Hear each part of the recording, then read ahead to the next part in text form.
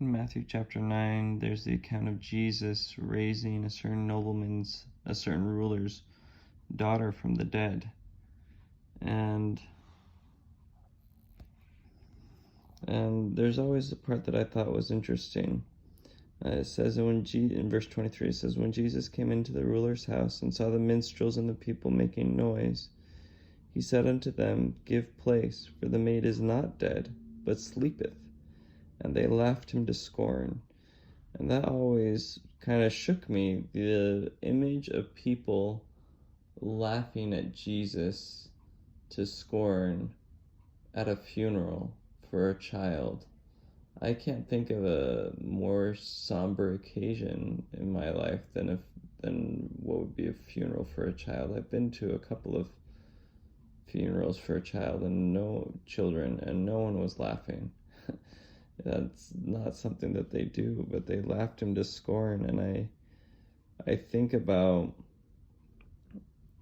that it's an analogy about how some people react to the resurrection. When people talk about Christ's resurrection, sometimes people will think, oh, you're naive, or you're just being hopeful or gullible, and they make fun of you. And that's kind of what I picture here, is that they just think that Jesus is simple and gullible and naive and just is hoping for stuff and can't face reality.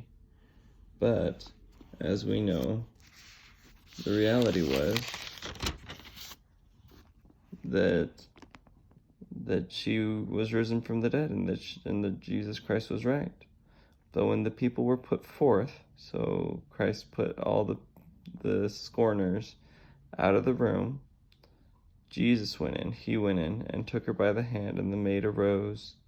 And the fame hereof went abroad into all that land. I think that that's what the resurrection is going to be like. I think that people are going to be making fun of the resurrection. They do make fun of the resurrection up until the time comes when they see it. And when they see it, they'll feel ashamed. But in the meantime, let's not worry about the scorners.